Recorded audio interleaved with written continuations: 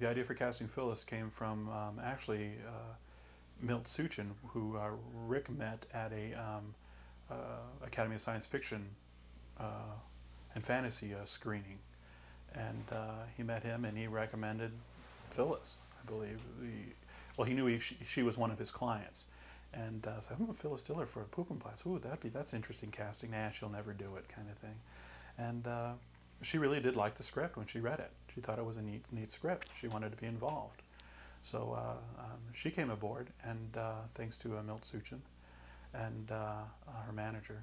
And the first time I met Phyllis, we kind of had a kind of an exploratory meeting at her place in Brentwood. She wanted to kind of feel us out and vice versa. So went in there to her Brentwood estate, and you walk in the door, and the first thing you see is a big painting of Bob Hope. You know, then you look around the living room. It's really dark tones, and it's a big staircase that goes upstairs, and you kind of go, you know, this is old Hollywood. You know, this is something. I felt privileged to get a glimpse of something that's just not, you just don't see it anymore. You know, she's from an era that's so bygone that, you know, it's gone. So, but she comes down, the first time I see her, she comes down the staircase in a long robe, and, you know, it was like Nora Desmond kind of thing, you know, and introduces herself, and very friendly, nice lady. And then we started talking about the character, and, you know, what might this character look like, and how she thinks she could realize it, and so she took me upstairs to her wig room, and it was just this room just filled with wigs, and that's her different personas she has, and then she had another room adjacent to that, which was all her costumes, just crammed with costumes. So anyways, we picked out a couple of things, and I went back downstairs, and she got into these get-ups, you know, what she thought the character would be like. First she comes down as kind of school marmish type thing, and didn't really work, and then the next one was a little too Victorian, and she comes down the third time, and it was just kind of a beehive kind of hairdo, and she was adjusting it, and she bent forward and came back, and the wig just fell off, and there she was, just, you know, with her little chicken feathery kind of hair, and she was so shocked that we saw her without her wig. It was like, and her eyes were big, and she just froze, and everybody else froze. But what I saw was, yeah, that's it. That's the character. That's what I want, and that kind of broke the tension. And she just like laughed and thought it was great.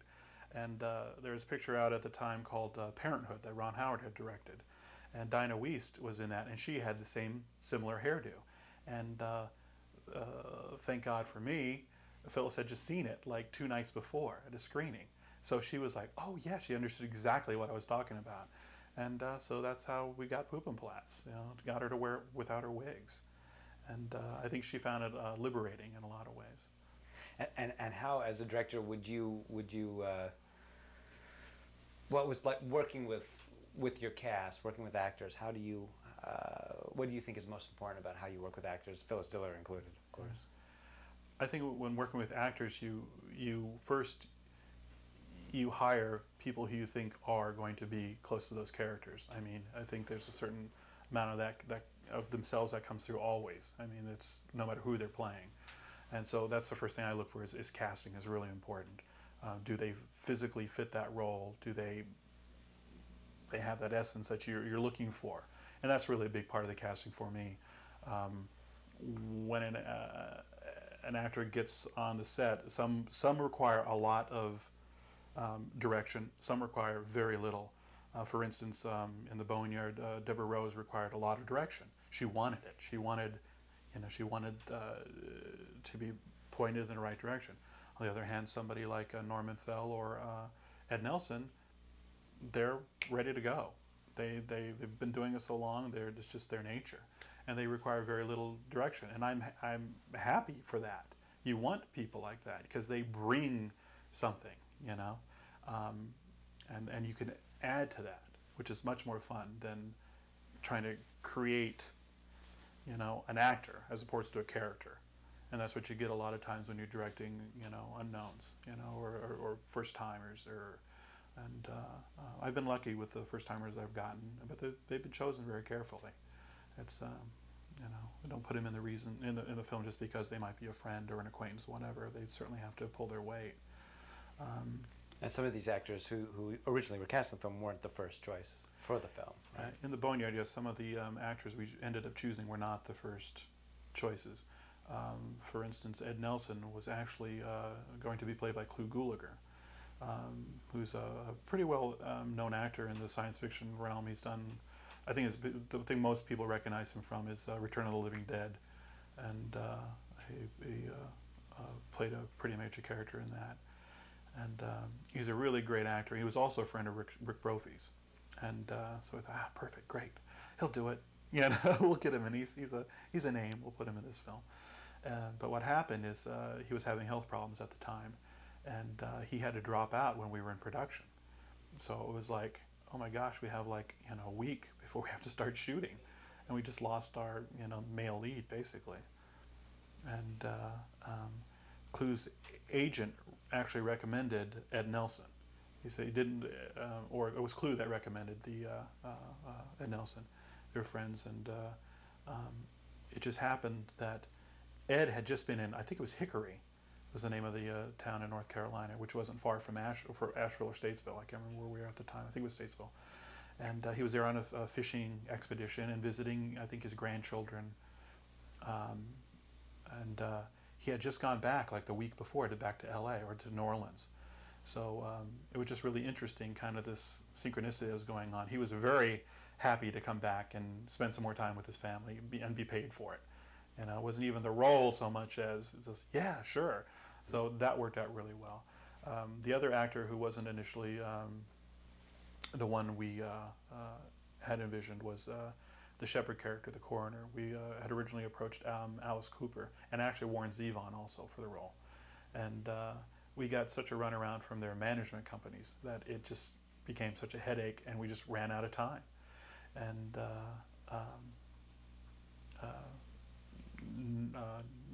Norman Fell took up that slack, and we were honored to have him. I mean, to be able to get an actor of that caliber and with that recognition,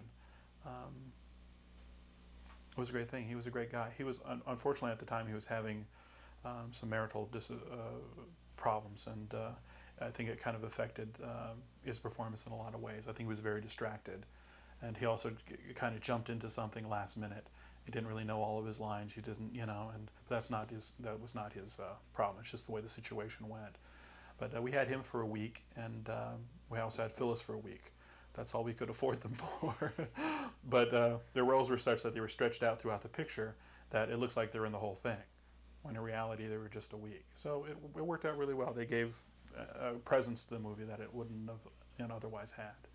So I'm really grateful for that. So, since your background is so heavily into special effects, so why don't we go into a little bit about some of the key special effects of the movie, how you prepare for them, ones that interest you the most, how you prepare for them, how you executed them. In dealing with special effects, pick out like maybe a couple of the key special effects you'd like to talk about, maybe in the film, how you approached it. The first problem we had in approaching the special effects, and especially shooting them in North Carolina, was first to get people into North Carolina who could do effects. And what I ended up doing is I had a friend who was just coming. He just came out, and I had met him through other friends. His name was Bill Corso. He was taking a course at Joe Belasco's Makeup Academy, and I really liked his work. I thought he was really good, and I thought this kid's going to go someplace. So he was the first person I hired to be the key on the show, and he did a lot of work in the beginning for free to kind of show his loyalty and what have you, and that he could do it, and he did a great job. And doing maquettes and which are little figures of the characters, what have you, and artwork, and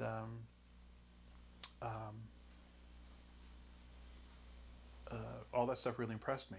So when the film finally did go, I enlisted him to be the key, and he put together a crew of people that I knew and he knew, and people that also were willing to relocate to North Carolina for 4 months. And all those people just packed up and moved lock, stock, and barrel there for that period of time. Because in North Carolina, at that time, we didn't really know of anybody who had the skills that were required. So I would say about half of our crew came from LA, and the other half came from New York.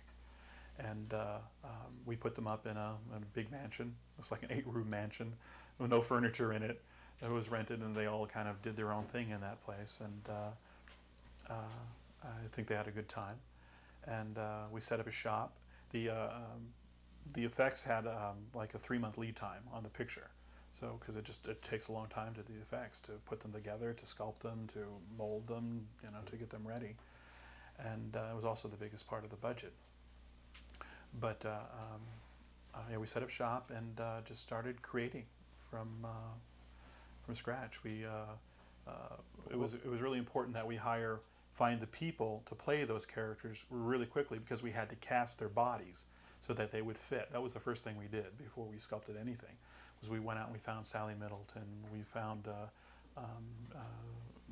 Mrs. Dollar, we found another dancer, the 2 dancers and a little girl. And the little girl was just, to me, was amazing. Was Sally, because she was just very composed and she took direction really well. And she never complained. She never, she just had a quiet dignity about her that I really liked. And so we cast her. She was the first one we cast. And then we cast the other 2 dancers around her to fill it out. And from there we took body casts of all of them. And then those casts were turned over to the sculptors and under Bill's supervision, and started casting, designing, and modeling them in clay. And the next one up was Flusums and Pubenplatz. I initially thought they were going to be played by 2 different people, but it ended up being the same guy, which his name was Michael Hahn. He was a local minister, of all things, who just kind of had the theater bug, and just wanted to do it. And he was the main reason he got the job is because he was like 6'7" or something like that. He was a tall guy, really tall, very athletic, and a lot of enthusiasm, and so he got the parts, and I think he did a good job. If you were to pick out one of your favorite special effects or a favorite moment dealing with special effects in the picture, why don't you talk about this? Is something that you were particularly pleased with? A particularly pleasing special effect in the film to you? I think the stuff I'm most pleased with in the film, effects-wise, are the ghouls themselves.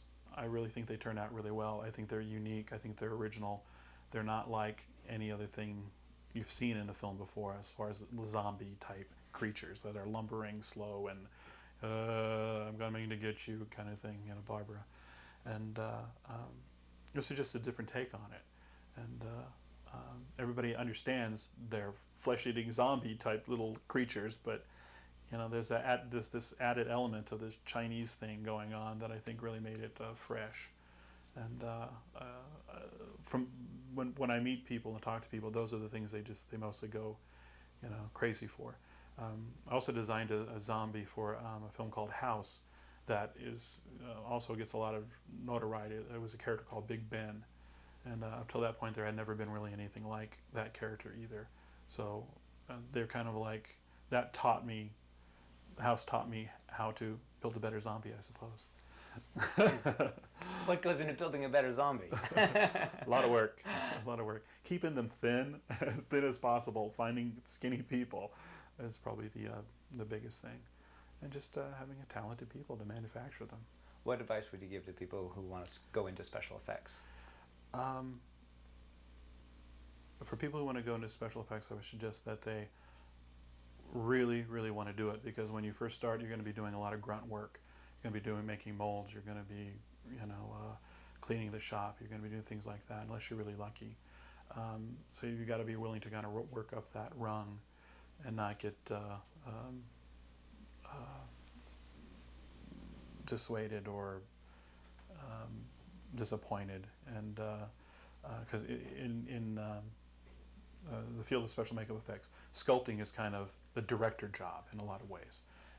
Most people aspire to be a sculptor, and some people can handle it, some people can't. It just really depends on your degree of talent. But it's like directing or anything else. I think in this business is perseverance. It's sticking it out. If you can, if you have some modicum of talent, just by staying the course, you're going to outlast, probably 90% of the other people, because the people drop away. They give themselves a certain amount of time and they fall away. And then as you go along, it gets thinner and sparser, and there's less competition as you grow, as you learn more. Perseverance, and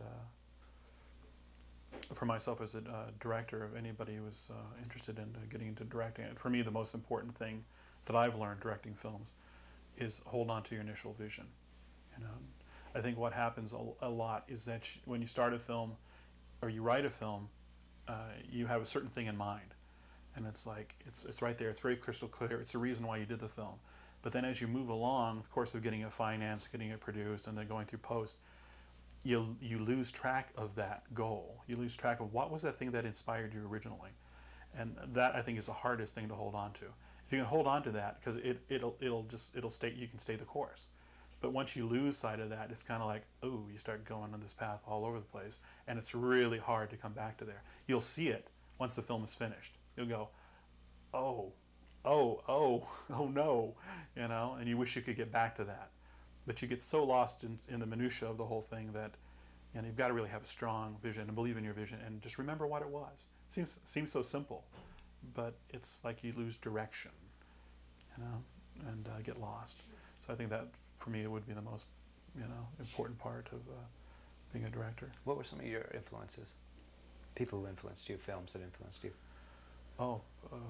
Some of the films that have interested me, some of the films that have influenced me are pretty wide-ranging. Films in my top 10 would be Jaws would be right up there, would be a number one. To Kill a Mockingbird, of all things. Babe. La Femme Nikita. I love La Femme Nikita. I think it's a great film. Gosh, there's so many. I do love movies, so it was interesting. The Haunting is another one, a favorite of mine. It's interesting too when you compile. I've done this with friends of mine. When you compile a top 10 list, it really says a lot about you. You don't really realize it. I thought I was a certain kind of director, a certain kind of person, until I compiled my top 10 list, and I started saying Babe and La Femme Nikita. What's that all about? Or they just don't seem to mesh. But I think all those films have in common something which I think they have a lot of heart. All those films, But to me, at least, they do. I see that in them, and that's appealing to me. And I'd like to do more films with heart. So.